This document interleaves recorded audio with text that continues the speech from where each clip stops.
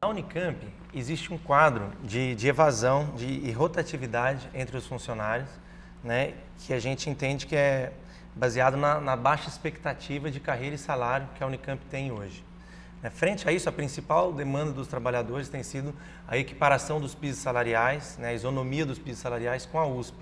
Né. Sobre esse assunto, o senhor chegou a divulgar no material da sua candidatura que tem um estudo a respeito e o quadro é que a reitoria nunca repassou para nós o conjunto das informações necessárias para que nós aprofundássemos os estudos e divulgássemos as reais possibilidades da isonomia. Frente a isso, eu queria saber se o senhor disponibiliza, se topa disponibilizar publicamente esse estudo, né, e qual a sua proposta para a implementação da isonomia dos pisos salariais com a USP. Perfeito. Então, olha só, esse estudo foi feito por docentes, colegas que nos apoiam no Instituto de Economia. Então, eu preciso consultá-los da possibilidade de disponibilizar isso. Eu, pessoalmente, disponibilizo, tá certo? Não tem nada a ser escondido ali, eles se basearam no que está publicado nos orçamentos da Unicamp, eles não buscaram nenhum dado escondido, não tem nenhum dado sigiloso ali, longe disso.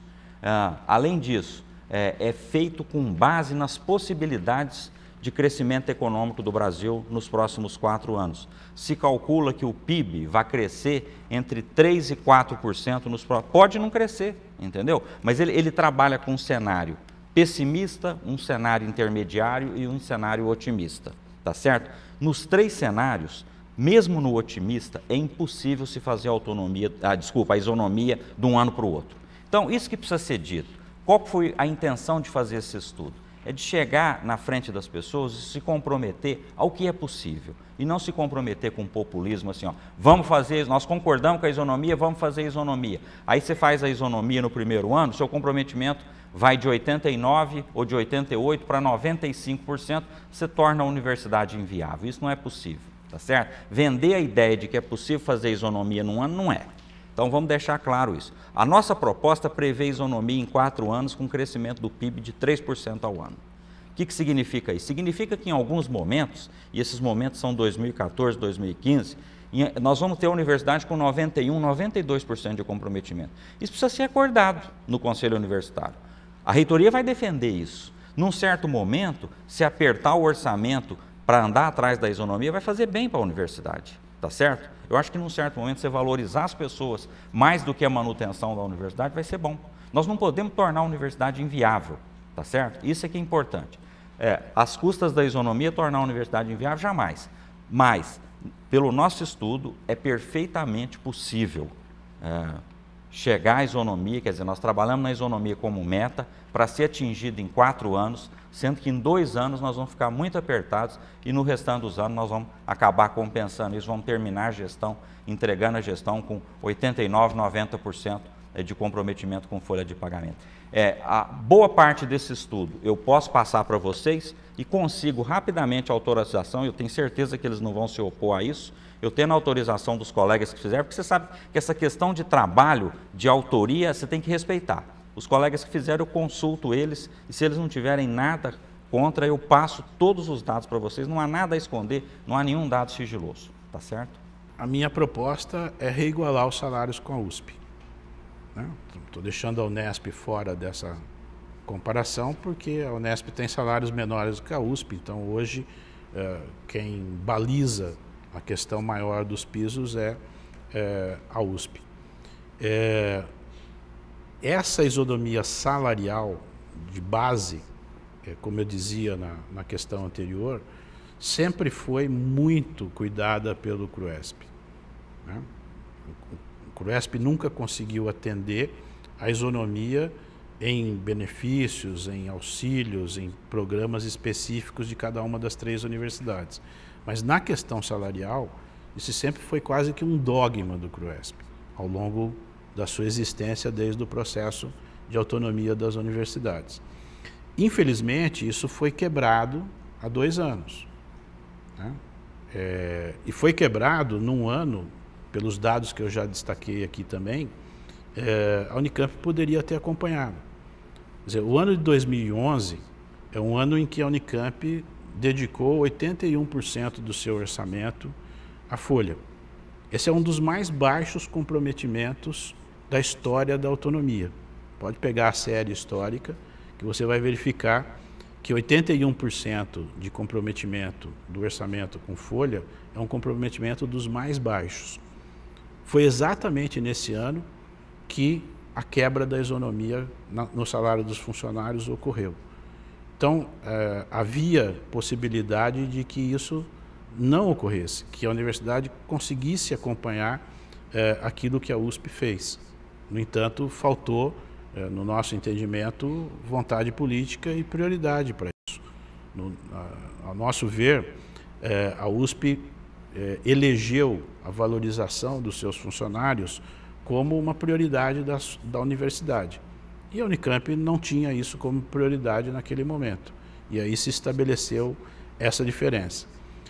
Há prejuízos institucionais grandes por causa disso.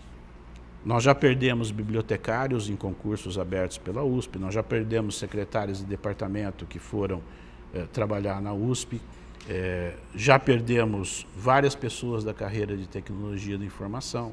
O contador da DGA já foi para a USP, prestou um concurso, está lá trabalhando. Então, a USP está tirando funcionários da Unicamp com o atrativo de salário. E nós estamos falando de universidades do mesmo sistema, universidades que têm trabalho, se não igual, pelo menos muito parecidos, né? E esse prejuízo institucional, porque nós não conseguimos repor com a mesma experiência, com a mesma qualificação, traz prejuízos também para a instituição. Então isso precisa ser corrigido urgentemente.